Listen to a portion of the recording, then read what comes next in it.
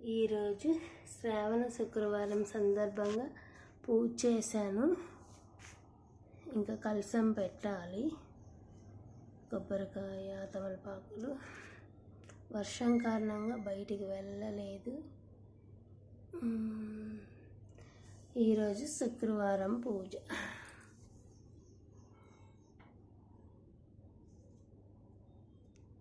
శ్రావణ శుక్రవారం సందర్భంగా పూజ